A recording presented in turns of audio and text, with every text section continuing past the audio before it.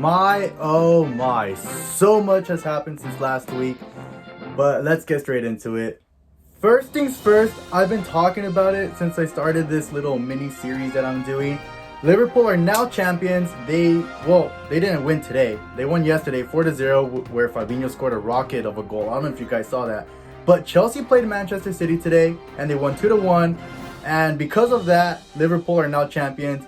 Kind of the same thing to what we saw when Hazard scored a goal against Tottenham and then they won the title for Leicester. So Chelsea in the recent years have been proving to be kind of like a Robin Hood of the Premier League, giving the titles to other teams, which is kind of cool in my opinion. But regardless, thanks to them, Liverpool now have their first Premier League title. That is an amazing achievement for them. Congratulations, they've been working so hard at it. And don't even get me started on Raul Jimenez, man. This guy is so underrated for me. Since the return of the Premier League, Wolves have played 2 games and Raul scored in both of them.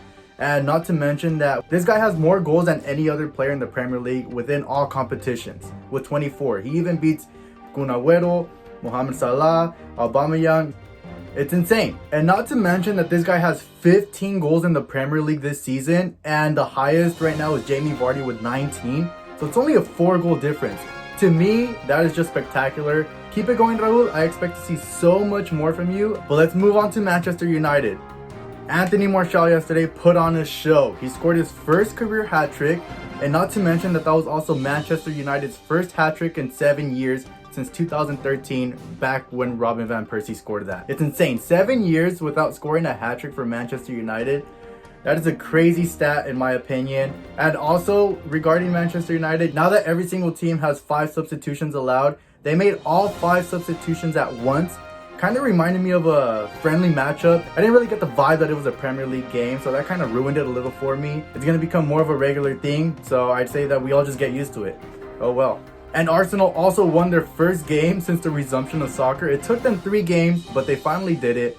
They beat Southampton 2-0, and they're getting closer to the Europa League, which they're kind of still far off. They're in 9th place, but I mean, they can get there if Manchester City is banned from the Champions League and it moves a spot for every other team. I'll touch more on that as the match days go by and the table starts to get fixed in the right positions that everyone is going to be finishing in, so stay tuned for that. But the thing that surprises me the most is that they gave David Luiz a 1-year contract extension even after last week's performance against Manchester City.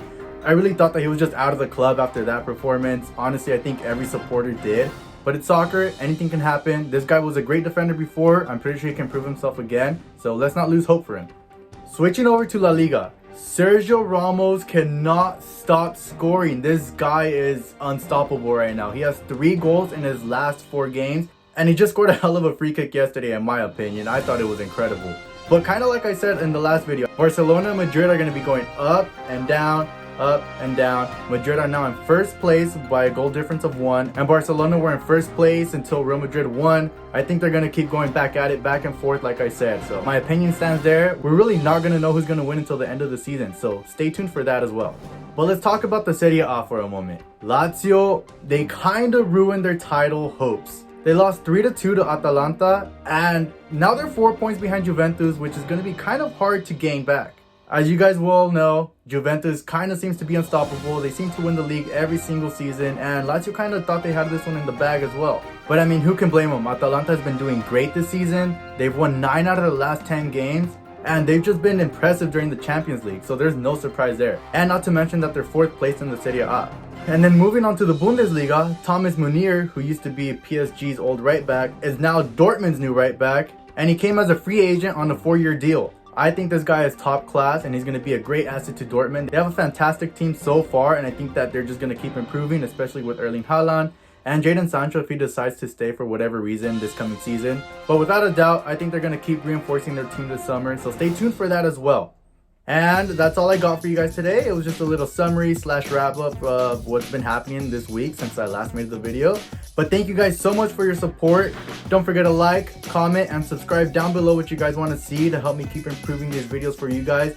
And I just want to have fun with these, so just give me any ideas you guys want to see. And thank you so much for watching. I appreciate all of you.